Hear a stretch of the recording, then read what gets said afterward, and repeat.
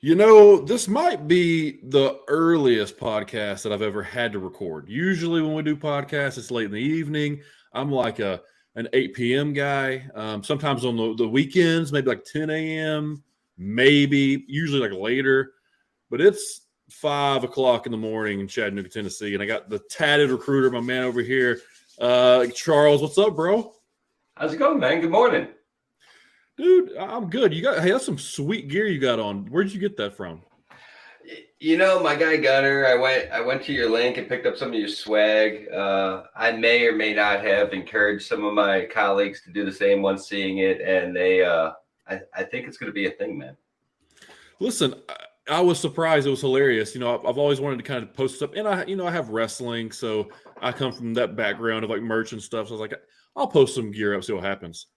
It's done surprisingly well. I can't complain. Like last night, I woke up five purchases. I was like, that's pretty cool to wake up 5 people buying your stuff. And some people that are doing it's just like they're seeing the links and that we don't even follow each other or connect it. So that's the cool ones where it's like they buy something. I'm like, hey man, I connect. Hey, thanks for ordering that. And it's like, oh, you're the guy that I got the shirt from. It's like, you didn't even know you got the shirt. Like, so okay, so that means it's kind of, I guess it's getting out there a little bit. So that's cool. Well, dude, thanks for coming on to the show. We talked last week, just kind of caught up and brainstormed a little bit early in the morning, and it led to us kind of learning a little bit more about each other and me being really, enlightened with some of the things you've done in the industry and the success that you've had. I guess fault on me. I was unaware of some of this when we were talking back and forth, but it really lets you understand like you really don't understand who you're talking to, what they've done, what their pasts are, unless you truly take a moment to be present and understand their journey and, ask good questions and have good long form conversations. And that's what my show is all about. So I wanted to invite Charles on and to let him share his story with all you guys that are in the audience. That way we can kind of go through any questions later on in the comments, but also I got plenty of questions myself. So Charles, man, kind of how'd you get into the industry? How'd you get here? Where are we at? What's the origin story? I was born into it. It was one of those things where I didn't really have a choice. At least I did, but I didn't because I grew up in it. I went to work with my dad every day. He was a driver. He was a terminal manager through his progression of his career. And now he works with me. But before that, I went to work. When I was a wee little kid, I'd go to work and hang out at the dispatch office, hang out in the shop, learn to change the oil of the trucks. I was really young and I learned the old school way of how to drive a truck, either learn to shift or get a Charlie horse every time you missed a gear. So either learn to shift or can't feel your leg. So, it was one of those things I kind of got thrown into. I absolutely love the industry that I'm in, but when I was young and I watched it, I'm like, I don't want to do this. And then when I got out of the military, I needed to do something. So I became a driver.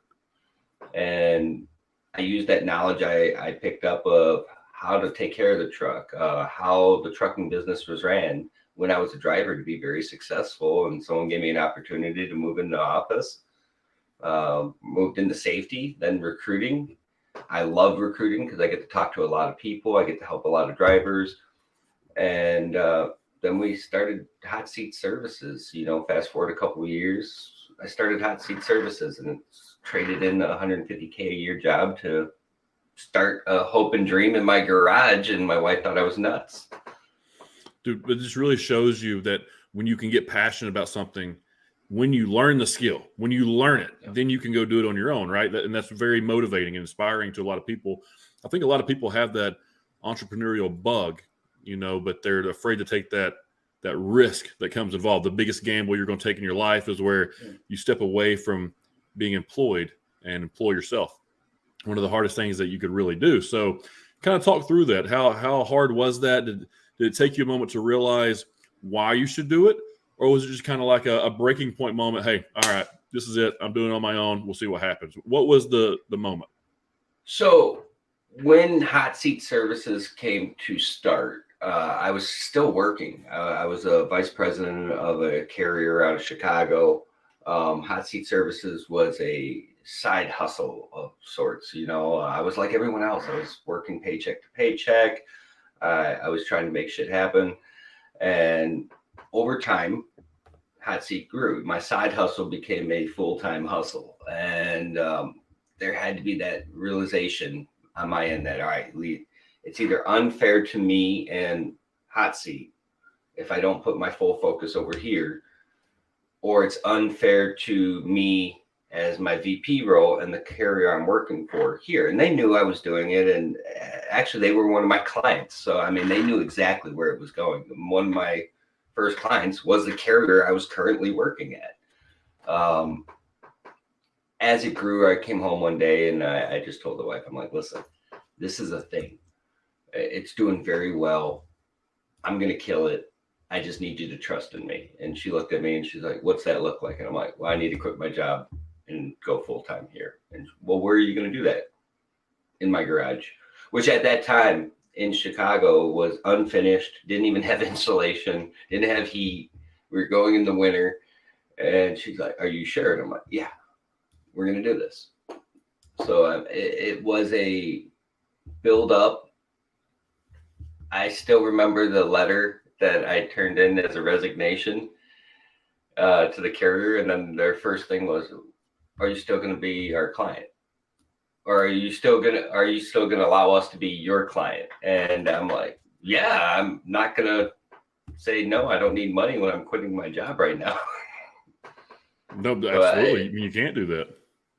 Yeah, it was a wild ride. I mean, it was a lot of work. I won't, steer away from pointing that spotlight at it. It was a lot of work, a lot of determination, a lot of grit, a lot of scratching and clawing, as you know, anytime you're building anything. I think a lot of times the most important part of it, if I look back in hindsight, was I focused on the branding, because I worked with branding and marketing so much in the recruiting space that I focused on the branding as much as the result of what we were putting out. And that's something I look at a lot of startups and I'm like, focus on the branding. You need to build that simultaneously with the result. And if you don't, then it doesn't matter how good that is if nobody doesn't know about it. That's interesting. So to rephrase that, because you hear it different a lot of times, you're saying you agree and you're glad that you focused on the branding almost as a priority, and then that kind of led into the results you were looking for with your business, where a lot of people are just kind of looking for the results with no brand. And if you have the results with no brand, nobody knows about it, so you can't grow. Is that kind of why you're saying that was the reason you did it? Exactly. I mean, I put a lot of focus into the product and what we were putting out, but I put equal focus into communicating that product and who we are and what we are. And at that time, it was a who I was and what I was, and I had a name in the industry. Of course, at that time, they were running with Dr. Phil of trucking, and I was much younger, had a head of hair, and not sure how I liked that one as much. Well, that was the gimmick? Your gimmick was Dr. Phil of trucking back in the day? Yeah, it was given to me in a podcast. When was this? What year are we talking here? We're talking 2019. It still comes up. I check periodically. If you Google Dr. Phil of trucking, I'm still on the first page scroll. I come up with my podcast with Chad Hendricks. That's awesome. I was on the carrier side, and they called me the Dr. Phil because of all the hats I was wearing and my approach of using culture and communication to lead to retention. That's awesome, dude. It was, except again, it's on a retreat, but it's still there. Hey, you got to know where you came from to get where you're going. You know what I'm saying? Like you can't have some people like Stone Cold Steve Austin. He started out as Stunning Steve from the Hollywood Blondes. He wasn't Stone Cold at first. Exactly. That's awesome, dude. We had a lot of fun with it leading up, but it was definitely one of those things where, as things progressed, I was like, okay, I know it's there. It still comes up to this day. I still have clients bring it up and laugh, but we're rocking the padded recruiter thing. I mean, it's fitting. And I love that too. I think that's a great brand, and I'm big on it, man. So I mean, everybody sees me preaching now on LinkedIn, and if you're listening to this and you're still watching this at this point, you've heard me complain sometimes about the lack of branding that people do and promoting of themselves, waiting on someone to tell them they're doing a good job. Don't wait on someone to tell you you're doing a good job. If you know you're doing a good job or not. So if you're doing a good job, talk about what you do. it's okay. It's not a bad thing Even if to you're share not. with the world. Yeah, like Even if you're not like doing a good job, talk about the mistakes you made. People might offer exactly, even advice on better, how not to make them. Exactly. even better. It's very enlightening to watch people put themselves out there. I joke a lot.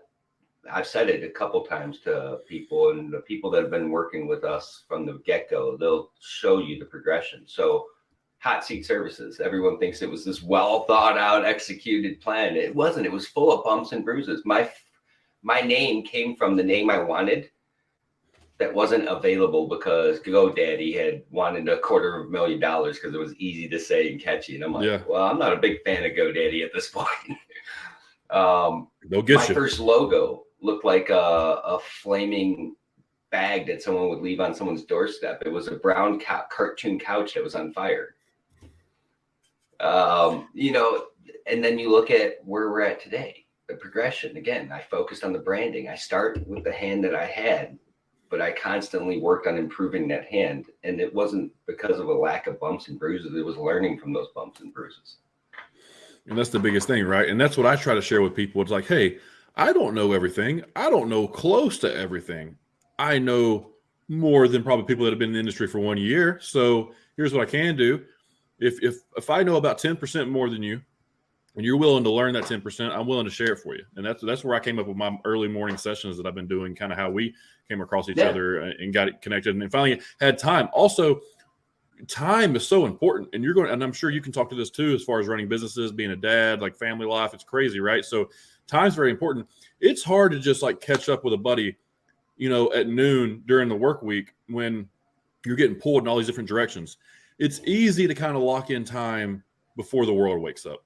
And I'm trying to use this as like a way to network, a way to just to talk to people in the industry, and to wake your brain up and just get up and like, the old guys that always go to like to get coffee in the mornings. They're like, they've been getting coffee together for 20 years. They know each other's secrets and they tell each other stories, but they got each other's backs and all that. You can do that now on such a large scale when it comes by Zoom and LinkedIn.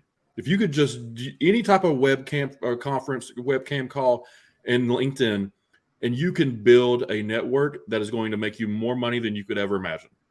It's just doing it. Would you not agree with that?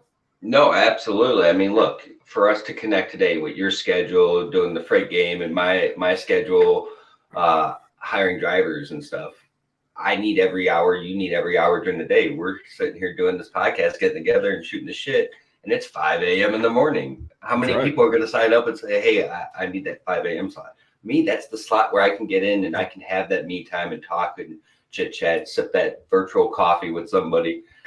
But come 8 a.m. to about 8 p.m., that's go time. I'm in it.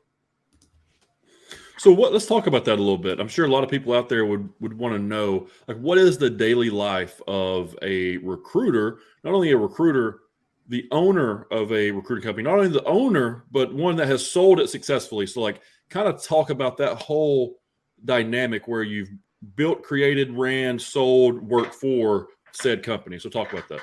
Yeah. So the day of being a recruiter, I think that is determined by the person that you want to be and how successful. Much like freight, you have to be available when it's there and when it needs you. People are no different. The drivers that we service some of them will run nights and they sleep during the day.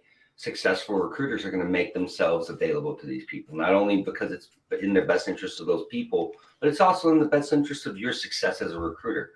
I've taken calls. Bless my wife. She's in sainthood working and living with me. But I've taken calls in the line at Six Flags. I've taken calls on vacation. Vacation's not really a vacation because if one of my people call and they need something, whether it be a recruiter or a client or a driver, I'm there. And I have to be there because I can't wait for that spark to turn into a fire. We're dealing with people's lives. These drivers need jobs. These carriers need drivers to have their business. And I'm in business of kind of playing Tinder for truckers here. So I have to be available for both sides to make that happen. And that was my way of doing it from day one, whether I was at the carrier side or when I started Hot Seat. I was always there. People can call me at 10:30 at night. Drivers, I had drivers call me at midnight, and I would be talking to them at midnight. It was just making myself available. So that, in my eyes, is what success looks like, or what it takes to be successful in the recruiting sector of this business. As far as the progression, from working for somebody to working for me to now working with somebody, that is, again, like everything else, it's full of bumps, bruises, lessons, but at the same time, I'm very happy in my situation because I did my diligence. I looked at it like a marriage. This was my Hot Seat Services was my baby. I spent 2 years grinding to grow it and watching it grow. And then here's Cub Ventures. It took a good amount of time to get to this point, because I looked at that as a marriage. It's a business marriage. I am going to be laying in bed with this company for as long as we're working together. And so I treated it as a marriage. I got to know the team. I got to know everyone. I got to know all the shot callers. It was a very intense, very long conversation, full with other people coming along the way, making their pitch and their offer. And at the end of the day, I married my company with the right company, in my opinion. And I'm surrounded by a bunch of energetic, like-minded people that just have a passion. And I think that's needed in order to get along with me in the same space, because I have a lot of drive. If you're going to sit there and be the brakes holding me back, it's not going to work very well. No, I'm with you. And I think that's extremely important. You are, the people say you're the average of the 5 people you hang out with. I don't necessarily hold that true. I think it's a good thought, right? I think that if you hang out with 5 millionaires, you're probably going to have more money than if you hung out with 5 broke people. Obviously, that's probably the case. Whether you've got the average of that million or not, I don't know. Now, if you surround yourself with high energy, high frequency, high positivity, like just high vibe people, like that's what you want to really be around. If you can be around those people, whether it's successful or not, if they're uplifting, supportive, and put you in a good mood, those people are the ones that are going to allow you to be the best version of yourself. So yeah. I think that's and I'm going to poke at some people in the industry briefly without saying names, but that's the culture we see, like on LinkedIn and logistics on all these brokerages, like pushing culture. I feel like when you're pushing culture, you're pushing a fake narrative. Culture is what people say about your company without you having to tell them what it is your culture is. Like, people should be able to call into your company and be like, oh, their culture's like, those guys are honest, cool, chill, and just very transparent. Like, those guys, that's their culture. Those guys lay back. Those guys are on a tight ship. Those guys are on it. Like, culture is your service. And the more you can get people bought into that, like, it makes it better. But when you have bad service, most likely you have bad culture. That usually goes hand in hand, right? Like, I think that's I don't know what the data set is there, the numbers, but I guarantee you that poorly ran companies automatically have bad culture, and very efficiently ran companies probably have pretty good culture, whether everyone gets along or not. Have you seen that a little bit in the recruiting space when you're working with different types of companies? Yeah, absolutely. So culture comes to the forefront when you're in recruiting. I mean, you're dealing with drivers, and these are, again, can't stress enough, real people with real lives and responsibilities like the rest of us. And often that gets overlooked in the rush to fill the seat. But outside of that, I got recruiters, again, real people. I've grown not only the business, but myself working with these people over the time. I've learned from people. I've taught people. I've watched people grow and leave and welcome that. Watch people come and grow. That's even equally as rewarding. One of my right-hand people in Hot Seat Services started out as a client way back when, and just things changed and matured for their situation. And their boss called me one day and it's like, please take this person. They're going to excel with you. I can't do much more for them. So to watch someone else trying to promote someone's growth, that's culture. I mean, and capturing that culture, I think, and communicating it is wasted effort. It's communicated through actions. Our branding is a great example. It screams culture, but it doesn't actually say, hey, look here, it's culture. It says hiring drivers is our jam. Placing good drivers in good jobs. I mean, who doesn't consider themselves a good driver? I mean, dude that's probably out there that just hit a light post and not looking probably considers himself a good driver. So he's looking at that mentally like, I'm a good driver. I want a good job. Yeah. But our whole mentality here is this is our jam. We have fun with it. If you're not having fun with it, this industry is going to beat you down over time. So you have to find a way to enjoy it and have fun with it. Exactly. And that's why I said I wanted to bring the whole pro wrestling, gimmick to LinkedIn and to logistics. Like, I mean, have fun with it. Like, create, like, bicker with each other. Like, have a little storyline. Like, create some competition without the competition shouldn't be only talking trash about people behind closed doors so that nobody knows anything. You're spreading rumors, right? Yeah. Like, talk trash online and make it fun. Get some, like, if Coke and Pepsi went at it every day, I bet more people would drink Coke and Pepsi. Like, more people would drink, like, soft drinks in general. They drink a lot anyways, but, like, if they just were every day going at it, like two boxers talking trash, just like taking cheap shots, like in politics, that'd be awesome. I'd love it. It'd be great. Yeah, I mean, I'd be liking, following, and hitting that bell so every time they post something, I see it. Yeah, the last time anything was interesting in the fast food industry was when the chicken sandwich war was happening, and you had Popeyes and KFC and what was the other? Was Zaxby's and Chick-fil-A. They were all like making the chicken sandwich and seeing whose was better, and they were all talking trash online. And Popeyes was pretty decent, but Wendy's, bro, you don't want to mess with Wendy's Twitter. Wendy's Twitter will light you up. Those boys don't play. Like, whoever runs their socials, I'm all in. I'm all in for those people.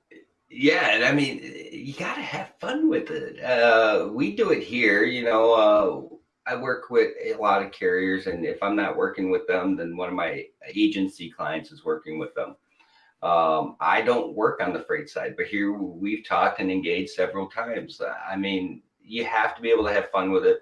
You have to be able to bring the you value to it. That was kind of that whole point of that this is me thing that when I put it out there is I wanted people to take it to the next level because my network is so large. It's not as easy as you and I getting together here at 5 a.m. and having a talk. Not everyone's going to do that. Right. So me putting that out there in a fun way, that's just going to let everyone know, like, hey, this is me. This is my wife. This is my kid. I put my pavement princess in there, whatever I could to let them know this is me. This is what I care about. These are the things that I enjoy. These are the things I wake up for. And then I'm on there joking around all the time. You see the memes, the jokes. I like to put out a lot of helpful advice because I know what it feels like to go in there and swim through LinkedIn and not find anything that offers a value. So I like to have value as well as some laughs. But at the end of the day, I just want to motivate people to look at this industry for as rewarding and enriching as it's been to me. I'm with you. It's a great industry. Think of what other industry are you going to see people from different realms of it band together? It's rare, man. Like I was saying, in any industry, there's the competition. So it's not public. It's just like hidden and weird. And you can't go to certain companies. And if your buddy works at a certain company, it's weird. Like, don't talk about business or work, or we all deal with the same customers. It's, man, at the end of the day, if you are not confident enough in your ability to do a job better than someone else, and you're so worried that they might find out who your client is and come in and do so much of a better job than you, that they're going to steal your client from you based off of price or relationship or service. Like, that's the only two things you can steal it off of. There's no other way. And if they can beat you in any of those three and get your client, that is, now you're the victim. How does that work?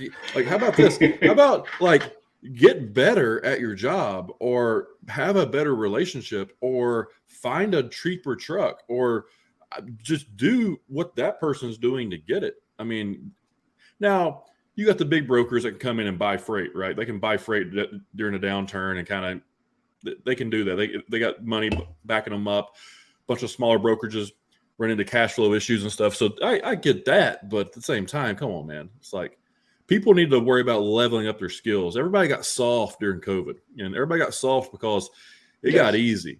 It got easy to get I mean, think about you're a recruiter. It got easy to pull this guy over here for this price and this company to pay this salary for this job when they usually weren't doing that.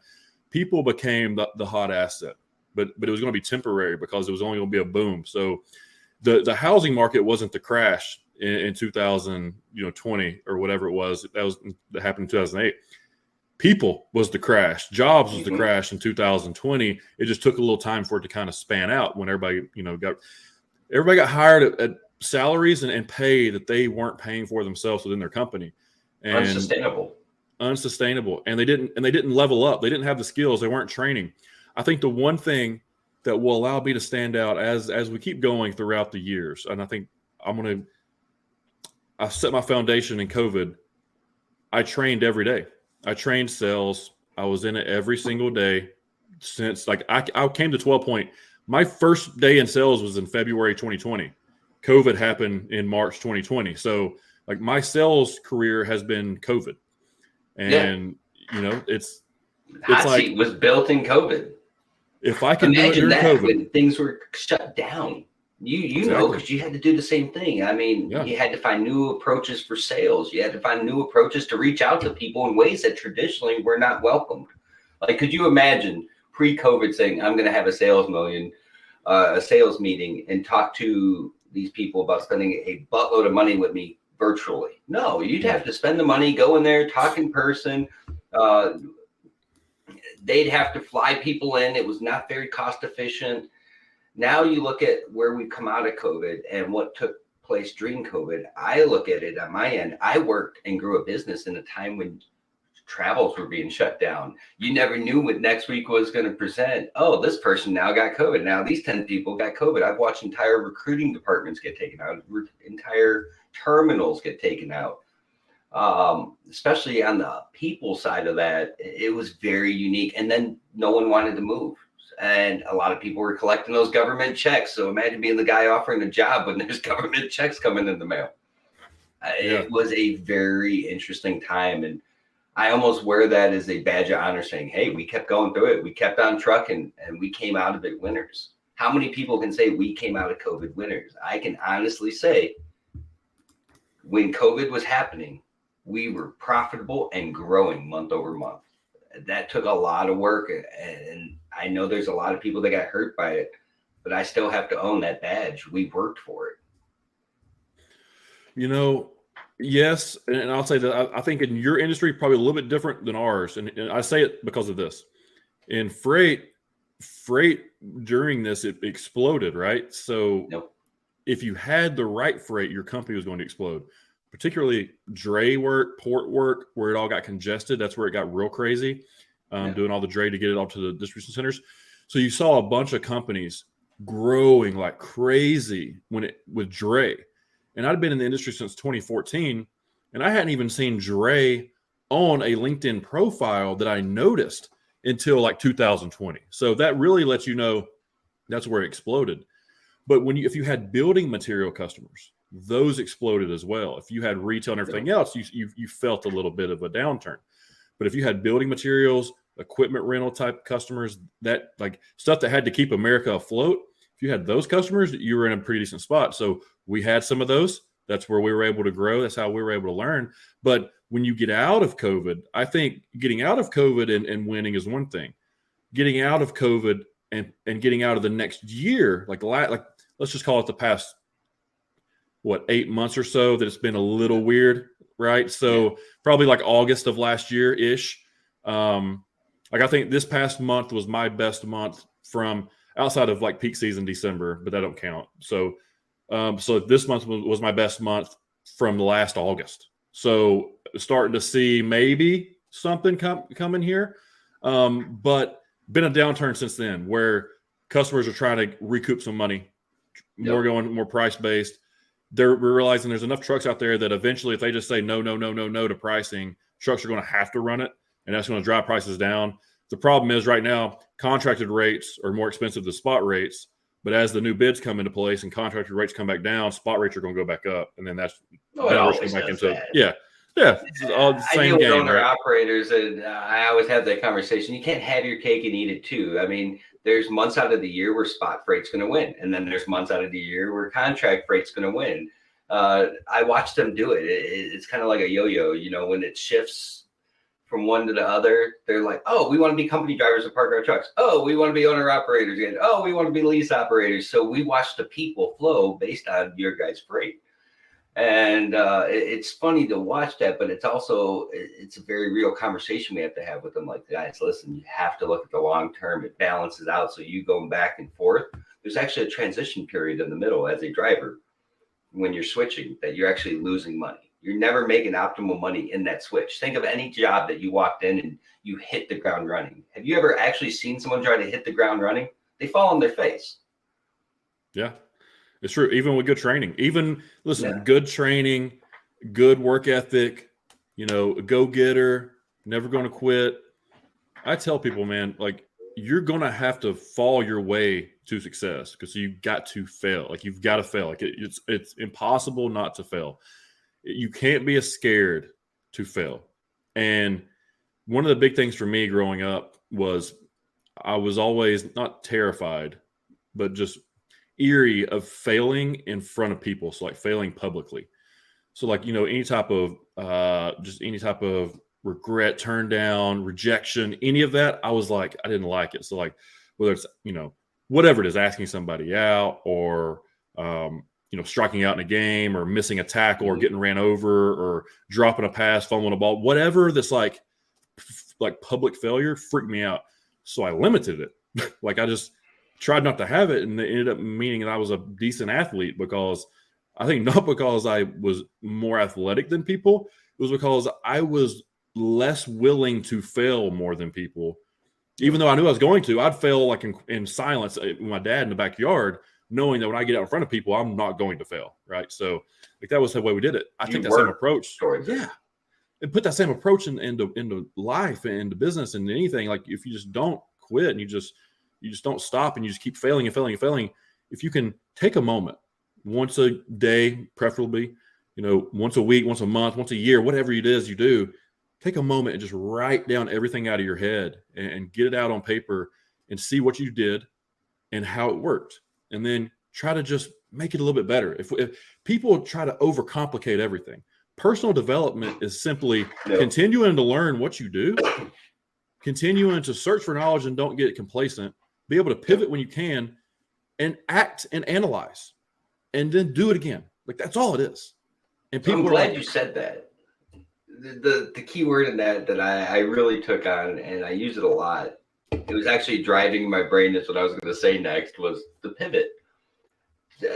That was to me what I found the most valuable, not only during COVID, but growing. And even in my transition over to where we're at now was being able to pivot. It was important that we were able to pivot and be able to pivot as fast as possible. I think so many people drive down on, I need to analyze this. I need to lay this out. I need the pros and cons. Yes, you need to do your due diligence, but sometimes you just need to act and take the reins and do what you need to do and then analyze afterwards and learn and know that, hey, I might have scraped my knee. I might have fallen down. Hey, I might have made an ass of myself on LinkedIn, whatever the case might be, but learn and grow and be better. Always be acting towards the direction of being better. Even if it had a great outcome, how can this have been a better outcome?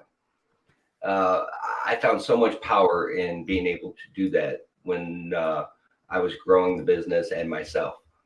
And you'd be surprised at the results versus looking at, again, we share a space. One of my good friends is also my competitor. Check us out. Selfless plug. Go to the website. Do better. Get the do better shirt right there. But seriously, like that's kind of like our ongoing joke at work. It's like, hey man, I did this, and this. All right, cool. Do better. You know, it's like never be satisfied. Never get satisfied with just, you know, I didn't want to interrupt you. I hate that. I didn't want to, but like thought it was funny because you said that and it's just tied in. But I hate like the fact that people don't want to keep getting better. And I am mad at myself because I think during COVID, I think I got complacent a little bit too, because we got to a point where when I said like my accounts haven't, this past month was as good as like past August or whatever. So like at a certain point in December, our largest customer that got us, pretty much where we are for the past 3 years, switched in-house processes, goes to a bid board now instead of just kind of passing out freight, trying to really get a rein on their pricing and their structure. Well, that hurts us, right? We're not the cheapest cost provider in town, as a broker. So we're not, we're going to service your freight, but we're not going to just do it the cheapest. So, and we can't, because we have to turn our margin to smaller business. So we lost a lot of that. So imagine having a customer that you lose.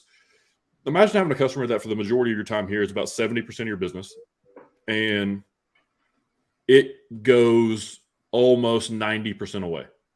Imagine that happened to your business. You got to have diversification at that point. Yep. If you weren't diversifying a year prior to that, going through the grind of prospecting, building a pipeline, building a book, doing all the hard stuff to say, oh, that customer actually is pretty good 12 months down the line. If we wouldn't have prepared for that, which thankfully we did during that second half of COVID, we didn't grow too much to try to service too much freight. We grew in people trying to make sure we could have a foundation if everything was to go away. And when it did, now we're doing the exact same thing in margin as we were with that customer, with it pretty much being gone, with new customers and diversification. And now, maybe 2 accounts are 30% of the business, and the rest is a mixture of an accounts, instead of one account being 70% and the rest being. So a better spot, right? People didn't do that as much. And when you get complacent and you get cool, if we wouldn't have just hired people and wouldn't have trained them and got them trained up and started doing sales, we would be in a bad spot. So people need to take that as a learning example from our failure. There is don't take freight in the moment as freight is here forever. Just because you have a $50,000 margin book of business, or $100,000, $250,000, $500,000 monthly, whatever your book is, right? Just because you have that right now doesn't mean that's forever. Another pandemic could hit and shut everything down like it did before everything goes to spot board. People could come in and just completely say, hey man, we're going price. Your relationship is great. Your service is great, but we just can't. And they just take it away from you. Some things are out of your control, but what's not out of your control is your pipeline, and you can continue to build that. So that's where I think personal branding is huge, because I get as many inbound hits now as I have to do outbound hits. And that's just from people wanting to chat with me because I come off as cool. And I'm not cool to everybody. I get that. That's awesome. I don't want to be cool to everybody. But let's just say out of every 100 people, I'm cool to 10 people. Well, I just need to get in front of more people, and I got a bunch of people think I'm cool, right? So it's that's all it is, man. Just get in front of people, get known, try to relate with like-minded people, and find people like yourself that I like to talk to in the mornings. I mean, that's the fun part of life. Exactly. And I couldn't agree with you more, because we took a similar approach with not getting complacent. It's easy for everyone to say, oh, I want to go after this whale. I want that big one that makes up 80, 70, whatever the percentage might be. The problem with that is when you lose that one, it hurts. And someone's going to be able to have a competitive offer at some point. You're not always going to be the top dog in all 3 categories. Someone's going to beat you to the punch. That's business. And then you have to pivot and adjust. If you're fortunate enough to always be that top dog and always be 10 steps ahead of everyone else, then, hey, kudos to you. But that day that you took your eye off the ball and that big client, that whale, walks out the door, you lost 70, 80, 90% of your business. And you spent all that time on that one. At that point, you're back to a startup. You are now reevaluating. So we took that approach with what we did. We service carriers of all sizes. I have owner operators with 2 trucks. I have fleet owners with several trucks that I've watched. I've helped a couple of them build from being a driver to being a fleet owner now. I work with mega carriers. I work with medium-sized carriers. I've made myself in the position where I can service anybody that needs a driver, and I can help every driver by doing so, because I have this smorgasbord of, hey, what are you looking for? What's important to you? What makes sense to you? What's going to make you happy? So then it helps the carriers on the retention. So like I said, I always joke, I wish I could trademark it, but I feel like it's Tinder for truckers at this point. No, I love that. I think that's awesome, dude. And you're providing a simple service, man. It's a smooth, simple, easy way to kind of get information they're looking for and to get positioned in a spot they want to be, right? And you try to make it fun. You try to give them all the information, provide them as much value as possible. And if they work with you, cool. If they don't work with you, cool. That's another thing I like. It's like, just because you help someone doesn't mean they need to pay you. Like all the stuff I've been doing in the mornings, I do it for free because I know that if I do this as many times as I want to do it, and I have the impact that I can make, that I didn't do it for free. The money will come one of these days. Just because you're not getting paid now, like when you invest in a stock in 2023, if you're trying to sell that stock in 2024 to make a profit, you're not going to make a lot of money. Maybe you do. I don't know. Might go crazy if you just buy one stock. I don't see a stock making you rich off one stock. But let's say you invest in that stock every single day for 20 years. Probably going to have a lot of money in there, but you're not going to get that money until you cash it all out. So if you was to help people for free every day for a year, 2, 5, 10 years, you don't think that money's not going to come back to you? So it's like, that's my mindset. Everybody's like, why are you doing this for free? That's so stupid. Why are you doing this for free? I'm not doing this for free. I'm doing this as an investment in me, in myself, one, and investing into people. Because when you invest into people, it's going to come back to you. It's just a matter of how much, not necessarily when. It's a matter of how much. That's all. Relationships matter. I preach it all the time. Every time people come up to me and ask for advice, and I'm like, relationships. Everything should be driven and revolving around relationships. Relationships will win every day, whether you're a recruiter, whether you're a broker, whether you're Joe Schmo opening a restaurant, whatever the case might be. Relationships are what's going to drive that growth. Now, they could be good ones, bad ones, but I look at the bad relationships. I learned something from them. I looked at the random relationships that I made an effort to just get to know somebody. I always took something away, whether it was something not to do, something I needed to do, something I was inspiring to do. There was always a takeaway that I considered a value to me. Yeah, you could take anything away from anything, right? Like people need to understand. I was telling, I think it was in the podcast I did yesterday.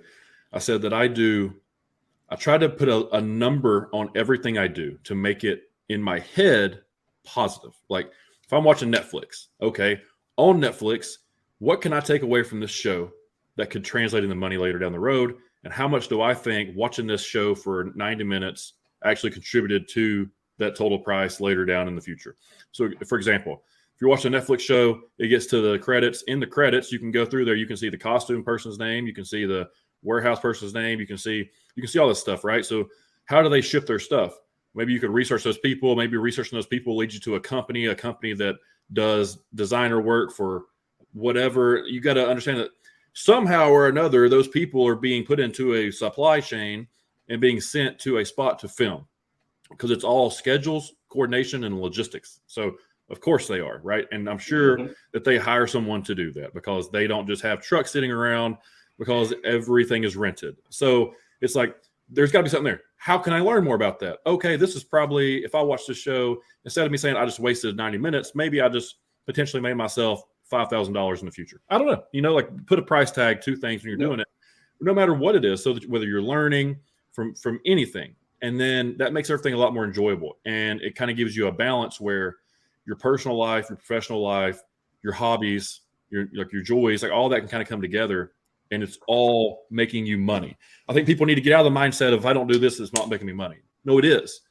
What can you take from what you're doing right now to provide you an opportunity to make money in the future? I've got this whole new mindset, man. I'm trying to like push it forward and use this year with it. But I just like being around guys like you and reading your stuff and seeing your successes and listening to your stories. It's very motivating, man. And I really appreciate you coming on this morning. Like just waking up is one thing. So thanks for coming on, dude. Oh, hey, I appreciate you having me on. And I love what you're doing. I love the motivation you're putting out there. It's important. Each person, they might find motivation in those success stories. They might find motivation from sitting there seeing your early morning post every day. I know when I'm up and I'm getting going and I'm getting the kid off to the bus, I look on LinkedIn and there's Gunner. It's nice to see other people grinding it away. So I'm a huge supporter of what you're doing. I love the show, and I look forward to seeing where it goes, man. Well, dude, I appreciate that. It means a lot. Seriously. I do want to ask you a couple of things before we get you out of here. I always ask everybody on the show, if you could go back, this is the old, if you could go back and tell the 18-year-old version of yourself what to do, what would you do? If you could do that, but you're starting in the same industry or you don't know what industry to get into, what conversation are you having with the 18-year-old version of yourself or just an 18-year-old kid coming out of high school about their future? Are you telling them, hey, man, go to college, do your thing? Or are you telling them, hey, if you don't necessarily have a specific career in mind and you're just trying to learn something, you want to get into something new, why don't you come try, transportation, supply chain? You can always get your education elsewhere, but come do this. Or what are you telling them? What's your message? So if I was going back to myself, I was going overseas to fight a war at 18. So I would be telling myself, because the most lost I was coming out. I got injured, didn't know what I wanted to do. There was about a year lag in there. So I would go back and tell myself, don't doubt, just hop in. You might not see it now, but this industry is awesome. Embrace it. Because I was very abrasive to coming into it, because I just watched it take a lot out of my dad. I watched how much he put into it, and being younger, I didn't pay attention to how much he got out of it, which is the life that he was able to give me. So I would turn around and just tell him, my earlier self, embrace it, work hard, you get what you put in. And that, dude, blood, sweat, respect. The first two you give, the last one you earn, right? So I love the Rock slogan about that, but it's true. Like, that is the most true statement you can probably have in any part of life. What is the biggest pro to work in recruiting? What is the biggest con to work in recruiting? Biggest pro is the amount of people you get to come across. I talk to people of all walks. I love it. But it also leads to the same answer for the biggest con. When you deal with so many people, you do come across situations that are less than ideal. And as a recruiter, it's easy for them to become calloused. You get that person that might not have had the best intentions, or that person that burned you, or that person that lied. I've seen a lot of crazy stuff. You can't let it callous you towards everyone else. We deal with people on a daily basis, so you have to keep that positive light on there and treat each person with the opportunity that they're going to do right by you until they don't. That's big, man. Well, listen, dude, I appreciate your message. I appreciate everything you're doing, everything you're sharing out there. Where can people find you? The podcast, kind of do all your promoting real quick, and then we'll get you out of here. Yeah. So if you're looking for drivers, hotseatservices.com or info@hotseatservices. Easy to find me there. Check out the podcast, Cents Per Mile, where me and my good buddy Paul Gibson highlight industry issues. We'll actually be in Matt's live recording at the Mid-America Truck Show in Louisville. We'll be at the 10th Street User Conference recording in Vegas. We got a lot of cool stuff. So like, subscribe, follow Cents Per Mile, and support our show. Hey, dude, listen, man, thanks so much for coming on this morning. Thanks for sharing all your stories, going into recruiting a little bit and going into some mindset and some leadership there. I appreciate you. Have a great day. Get after it. You too, bud. If you need anything, you know where to reach me. Thanks for supporting the gear. Hey, guys, go get you a shirt like my man right here. It looks really good. That white is solid. I'm going to put it in the comment section below down here in the link. So go grab you one, support the brand, support the process. We'll see you guys later. Peace, dude.